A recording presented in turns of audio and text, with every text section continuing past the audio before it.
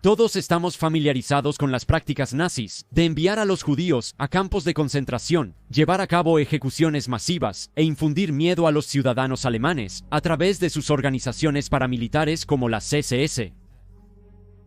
Pero una práctica que tiende a pasar desapercibida con respecto a Adolf Hitler y su partido nazi fue su abuso desenfrenado de sustancias medicinales que en el mundo de hoy se considerarían como drogas ilícitas.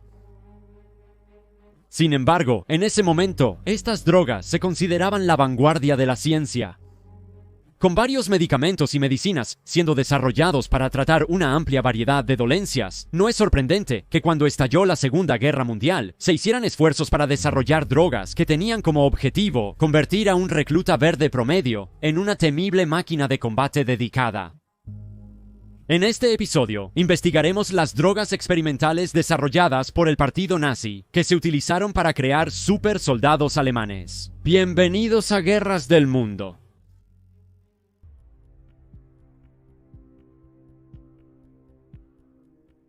La droga Pervitin, descrita como una forma de metanfetamina en píldora, fue desarrollada por la compañía farmacéutica Temmler, con sede en Berlín, e introducida al mercado en 1938, donde se vendió brevemente sin receta.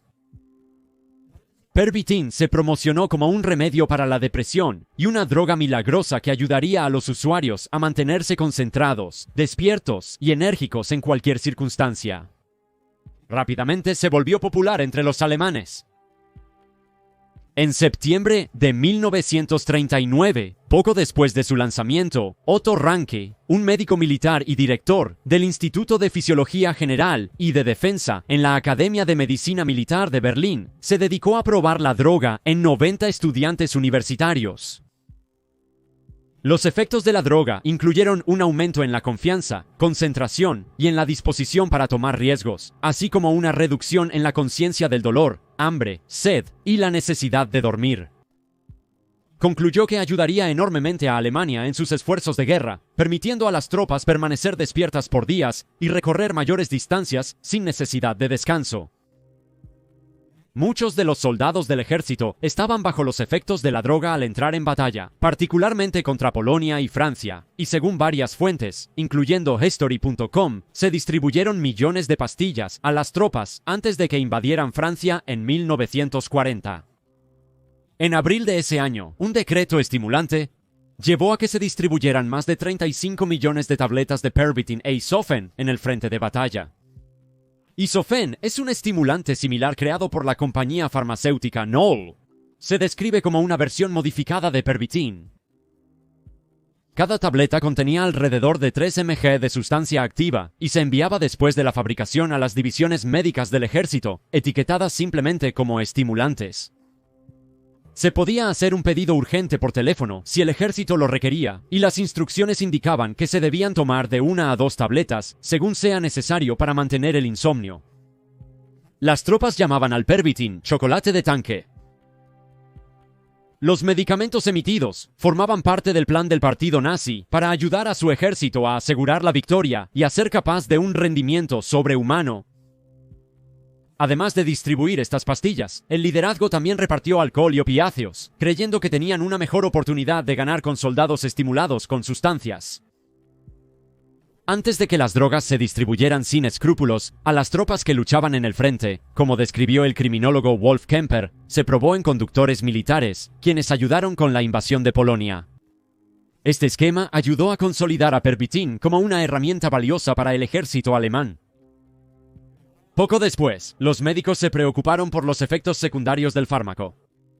Observaron que los soldados tardaban más en recuperarse después de que el efecto de Pervitin desaparecía y su efectividad disminuía con el tiempo entre los consumidores habituales. También causaba problemas de salud en algunos soldados, como sudoración excesiva y problemas circulatorios. Algunos hombres murieron por el uso constante de Pervitin. Otros efectos secundarios incluyeron insomnio, alucinaciones, comportamiento errático y deterioro de las funciones cerebrales con el uso prolongado. El ministro de Salud del país intentó disminuir el uso y acceso a la píldora, pero no tuvo éxito, ya que aquellos en el ejército continuaron recibiendo y consumiendo entregas del estimulante. Incluso los civiles que usaban Pervitin ignoraron las advertencias del gobierno. El 1 de julio 1941, Pervitin fue clasificado como sustancia restringida. Sin embargo, se enviaron 10 millones de tabletas a los soldados en el frente poco después, y el liderazgo militar afirmó que era una herramienta útil para las tropas que estarían sometidas a un estrés extremo. De manera similar, en enero de 1942, 500 soldados intentaban escapar del Ejército Rojo en temperaturas de menos 30 grados Celsius. Un médico militar informó que después de unas 6 horas, los hombres se habían agotado y comenzaron a acostarse en la nieve. Esto llevó a su oficial al mando a distribuir Pervitin. Según el informe del médico, cita, después de media hora, los hombres comenzaron a informar espontáneamente que se sentían mejor. Comenzaron a marchar de nuevo de manera ordenada, su ánimo mejoró y se volvieron más alerta. Fin de la cita. No solo las tropas militares se vieron envueltas en el uso generalizado de estas sustancias. Norman Ohler, el autor de Blitzed, Drogas en la Alemania nazi, notó en una entrevista posterior que los miembros del partido nazi a menudo tenían preferencias de drogas. Observó que Ernst Udet, el jefe de adquisición y suministro de aviones, prefería la metanfetamina, pero otros, incluyendo a Hermann Göring, preferían cosas como la morfina, tanto así que se le conocía como Moring por su adicción a la sustancia. De hecho, el interés de Ohler en el uso de drogas por parte del partido nazi comenzó cuando se encontró con informes detallados dejados por el médico personal de Hitler, el doctor Theodor Morell. Durante años, Ohler estudió los documentos y llegó a la conclusión de que Hitler había estado adicto a las drogas años antes del final de la guerra y su muerte subsiguiente. Aunque se rumoreaba que el Führer abusaba de la metanfetamina, es más probable que estuviera adicto a Eucadol, que se describe como un pariente cercano de la heroína y contiene el opioide oxicodona. Entre julio de 1943 y enero de 1945, Hitler recibió inyecciones regulares de analgésicos, con dosis de hasta 20 mg. Ohler argumenta que el uso frecuente de esta droga llevó a Hitler a sentirse invulnerable y en la cima del mundo, incluso cuando Alemania comenzó a tener dificultades en la guerra y que se volvió cada vez más alejado de la realidad. Poco después del intento de asesinato contra el Führer en 1944, un médico separado le recetó una solución de cocaína al 10% durante 75 días. Aún más interesante, estas no eran las únicas drogas que Hitler consumía. Recibió docenas de inyecciones durante su tiempo en el poder, sumando alrededor de 120 a 150 tabletas cada semana, además de entre 8 y 10 inyecciones por semana, sumando más de 800 inyecciones a lo largo de los años. Todo esto es particularmente notable cuando descubres lo antidrogas que era Hitler al comienzo de su carrera política. Durante los años 20, odiaba especialmente la cocaína, refiriéndose a ella como la cosa del diablo. Ohler concluyó que en 1945, antes de quitarse la vida, Hitler probablemente estaba sufriendo síntomas de abstinencia debido a la falta de acceso a Eucadol. Morell, a su vez, se benefició de su relación con el Führer durante casi 10 años. Durante este periodo, se conectó con altos miembros del partido nazi y otras personas de alto estatus, quienes pronto se convirtieron en sus adinerados clientes.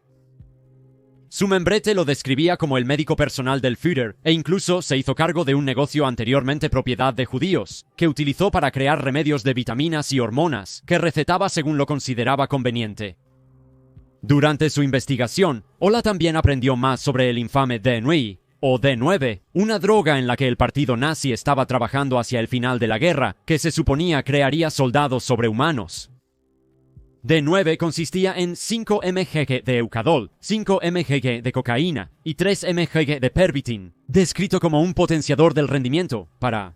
La droga fue desarrollada en 1944 para aplicación militar, con Wolf Kemper observando, cita, el objetivo era usar D9 para redefinir los límites de la resistencia humana. Un farmacólogo y un grupo de investigadores recibieron la tarea de desarrollar la droga en la ciudad de Kiel, con el vicealmirante Helmut Heyer, solicitando una sustancia que, cita, puede mantener a los soldados listos para una batalla cuando se les pide que continúen luchando más allá del periodo considerado normal, al mismo tiempo que aumenta su autoestima. Fin de la cita. El grupo llegó a D9 a finales de año y posteriormente se probó en miembros de la tripulación de la Marina, así como en prisioneros en el campo de concentración de Sachsenhausen. Se forzó a los prisioneros a caminar en círculos con paquetes de 20 Kree y se reveló que podían caminar 55 millas sin ningún descanso. Sin embargo, los testigos han señalado que este no fue el caso para todos. Según la revista de noticias alemana Focus, un testigo informó, cito, «Al principio los miembros del batallón de castigo silbaban y cantaban canciones, pero la mayoría de ellos se habían derrumbado después de las primeras 24 horas». Fin de la cita. Es notable que la guerra terminó antes de que la droga pudiera ser producida en masa. Es bastante evidente que muchos soldados dependían de Pervitin para alejarse de los horrores de la guerra. Heinrich Böll, un soldado de 21 años, escribió a su familia en Colonia en 1939 solicitando que obtuvieran y le enviaran más Pervitin, señalando, «Es duro aquí afuera». En más cartas enviadas en 1940, pidió repetidamente que su familia le enviara un suministro de respaldo de la sustancia. Heinrich se convertiría en un reconocido escritor tras dejar el ejército, y en 1972 sería el primer alemán en recibir el Premio Nobel de Literatura en la posguerra. Además de automedicarse con drogas, las tropas en el frente también dependían mucho del alcohol. Un general del cuerpo médico, Walter Kittel, notó, cita, «Solo un fanático se negaría a darle a un soldado algo que pueda ayudarlo a relajarse y disfrutar de la vida después de haber enfrentado los horrores de la batalla, o lo reprendería por disfrutar de una o dos bebidas amistosas con sus camaradas». Algunos líderes repartían alcohol como recompensas para los soldados, mientras que algunas botellas se les vendían al devolver su sueldo ganado con esfuerzo al ejército. El alcohol era aceptado e incluso a veces alentado por los superiores, siempre que los soldados no se comportaran mal o participaran en borracheras públicas. Hitler no tenía mucho tiempo para el alcohol. Se informa que emitió una orden en julio de 1940 que establecía que cualquier persona que cometiera actos criminales bajo la influencia del alcohol sería severamente castigada y podría esperar una muerte humillante, si sus crímenes eran especialmente graves. Pero a pesar de sus intentos por mantener a las tropas en línea, solo un año después, el comandante en jefe del ejército alemán informó que sus tropas estaban cometiendo las infracciones más graves de moralidad y disciplina. Sus comportamientos disruptivos incluían iniciar peleas, maltratar a subordinados, cometer delitos violentos contra oficiales superiores y crímenes que involucraban actos sexuales antinaturales. Esto llevó a la conclusión de que el alcohol era la causa raíz del problema.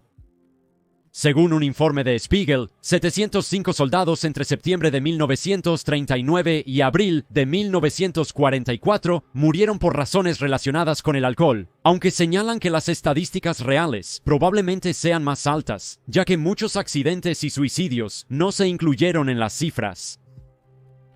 Se creía que los adictos a las drogas o al alcohol eran enviados a recibir tratamiento en instalaciones especiales. Una vez encarcelados, serían evaluados y posiblemente sometidos a esterilización forzada y eutanasia. Como el alcohol, la morfina también se usó para la automedicación. El personal médico durante la guerra no estuvo exento de los terrores a los que se enfrentaban los miembros del ejército, y para 1945, 4 veces más médicos militares estaban adictos a la morfina que al comienzo de la guerra. En 1940, el oficial médico Franz Wertheim escribió sobre cómo los médicos se automedicaban. Para pasar el tiempo, nosotros los médicos experimentamos con nosotros mismos. Comenzaríamos el día bebiendo un vaso de agua de coñac y tomando 2 inyecciones de morfina. Encontramos que la cocaína era útil al mediodía, y por la noche, ocasionalmente tomábamos Joskin. Como resultado, a veces perdíamos el control de nuestros sentidos. Para prevenir problemas mayores con los adictos a la morfina, el ejército decidió que deberían ser registrados y reportados a la Junta Médica del Distrito, donde serían admitidos para rehabilitación o se les proporcionaría legalmente morfina para evitar los síntomas de abstinencia y el comportamiento criminal. El Spiegel señala que existe la posibilidad de que los alcohólicos fueran tratados peor que los drogadictos, porque el ejército alemán estaba preocupado por el hecho de que era responsable de permitir a las tropas el acceso a las drogas a las que se volvieron tan adictos. Cabe destacar que los alemanes no fueron los únicos en proporcionar drogas a sus soldados. De hecho, parece haber sido una práctica común a lo largo del tiempo. Durante la Guerra de Vietnam, Estados Unidos, los soldados recibieron recetas de dextroanfetamina, mientras que en la Segunda Guerra Mundial, los británicos y estadounidenses, los militares recibieron anfetaminas, y a las tropas japonesas se les suministraron metanfetaminas. Sin embargo, en décadas posteriores, los militares y gobiernos han sido muy criticados por su gestión de las drogas y la adicción resultante en los soldados. Durante los años 40, a nadie le interesaba estudiar los riesgos de tomar tales sustancias, y los efectos secundarios no estaban bien investigados. El historiador de la Segunda Guerra Mundial, James Holland, señaló, cita, «Lo que no ves es qué hacer con las personas una vez que se enganchan. Eso lo aprendió de la manera difícil en los años posteriores. No se comprendió adecuadamente la totalidad de la adicción y cuán dañinas pueden ser. Al final de la guerra, se ofreció muy poca ayuda para aquellas personas que se convirtieron